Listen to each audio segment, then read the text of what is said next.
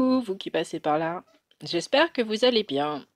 Donc aujourd'hui, je vais vous présenter l'ampoule Weelight.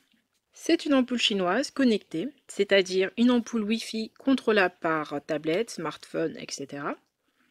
Elle est lourde, 145 grammes. Elle fait 6 cm de diamètre, avec environ 12 cm de hauteur. Donc comparée à une ampoule classique, elle est un petit peu longue, mais rien de bien méchant. Pour pouvoir l'utiliser, il vous suffit de remplacer votre ancienne ampoule par cette dernière en vissant son culot E27. Donc pour les parties techniques, elle est plutôt économe avec une puissance de sortie de 9 watts. Elle a un spectre de couleur de 16 millions et son éclairage est de 600 lumens. En gros, cela éclaire un peu comme une ampoule à incandescence de 60 watts. Comparé à une ampoule LEAF, on est bien en dessous parce qu'il me semble que l'ampoule LEAF dispose de 1000 lumens. Et comparé à la U, on est kiff-kiff. La U fait 800 lumens.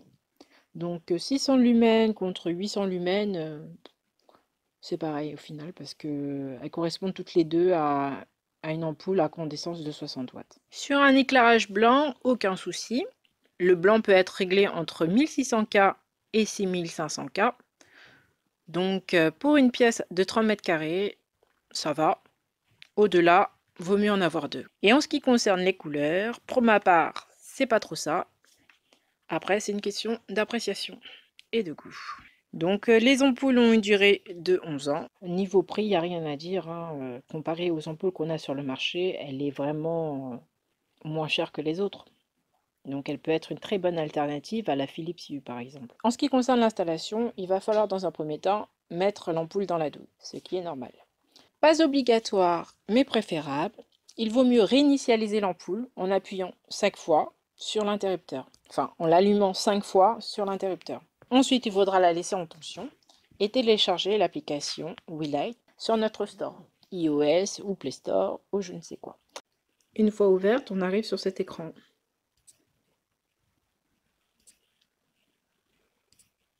Sur cet écran, on va accepter les conditions d'utilisation. Cliquez sur Login. Choisir Singapour pour pouvoir par la suite l'utiliser avec le Google Assistant, le Google Home ou Alexa. Ici, on va devoir créer un compte Mi ou mettre notre compte Mi si on en a un. Ajouter un appareil. Ampoule LED couleur. Next. On autorise la géolocalisation. L'application détecte très rapidement nos ampoules. Donc on les sélectionne, on appuie sur Next. Ici, on va saisir notre code Wi-Fi et appuyer sur Next. Ici, l'ampoule se connecte à notre réseau Wi-Fi. Notre appareil figure en haut. Comme vous pouvez le voir, l'application est en français, hormis quelques petits mots. Donc là, dans l'onglet recommandé, on a 10 scènes prédéfinies, imitant le lever du soleil, le coucher du soleil, en mettant un mode nuit, etc. Donc je vais quand même vous montrer un peu ce que ça donne. Donc Sunrise,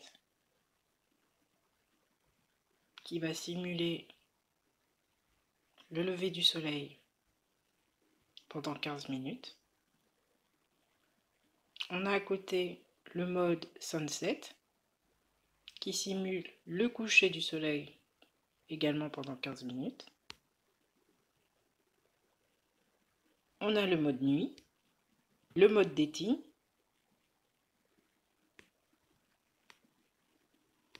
le mode movie, le mode anniversaire,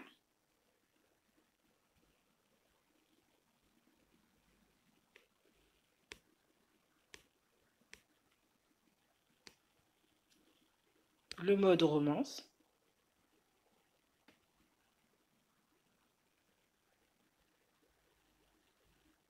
et le mode maison. Ensuite, on a l'onglet blanc qui nous permet de régler la température de la lumière. On peut la faire passer de 1700 à 6004. Ensuite, on a le mode couleur qui nous permet de choisir une couleur rapidement, ainsi que sa luminosité.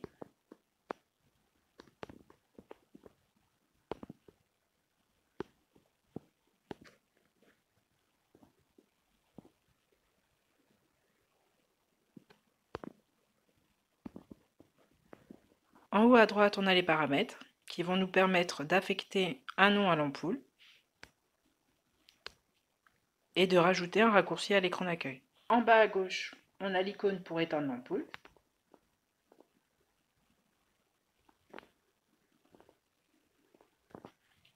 Au milieu, cela permet de garder une configuration en favori. En bas à droite, ça nous permet de passer aux couleurs principales assez rapidement. Donc là, on va mettre la lumière en rouge, en vert, en bleu, en jaune et en violet. On retrouve le mode favori. Ici, on a le sélecteur de couleurs qui va nous permettre de prendre une photo afin de définir une couleur bien précise.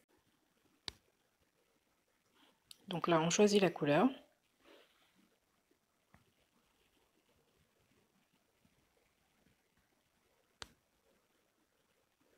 Et la lumière s'est changée avec la couleur qu'on a choisie. Après, on a le mode minuteur qui nous permet l'extinction de la lumière à un moment prédéfini. Ensuite, on a un mode calendrier pour pouvoir programmer l'allumage et l'extinction de la lumière. Donc ça peut faire office de réveil, ça peut simuler une présence, enfin ça peut simuler votre présence quand vous êtes en voyage, etc. Vous pouvez choisir votre lumière par défaut. Ensuite, vous avez le mode musique qui vous permet d'associer une musique à la lumière afin de créer une ambiance. Tout en bas, on a les mises à jour. Et pour finir, on a le contrôle du réseau, le contrôle sur le réseau local. Donc ici, ça vous permet de l'utiliser avec JDOM, Domotix, etc. Ces ampoules fonctionnent avec Alexa, le Google Home, mais ça je vous en reparlerai dans ma prochaine vidéo. Elles fonctionnent aussi avec IFTT et avec Tasker. Les points positifs de cette ampoule, c'est qu'elle fonctionne avec pas mal de supports. Elle fonctionne avec le Google Home, le Google Assistant, Amazon Alexa, IFTT, Tasker. Elle n'a pas besoin de hub, contrairement à la Philips Hue. Elle est facile à installer et à utiliser. On peut la contrôler même si on n'est pas chez soi via son application. Et surtout, le tarif de cette ampoule est très très bon. Les inconvénients, c'est qu'il y a quand même un petit temps de réponse lorsqu'on change de couleur ou etc. On a un petit temps de réponse entre 1 et 5 secondes. Sa taille, comme vous avez pu le voir dans ma vidéo, elle dépasse un peu. Et après, selon moi, et ça c'est uniquement mon avis, il y a quand même un petit souci avec les couleurs. Par rapport à la couleur blanche, c'est moins lumineux. Donc voilà, c'est tout pour cette vidéo. Je vous dis peut-être à bientôt pour une prochaine vidéo. Bye bye!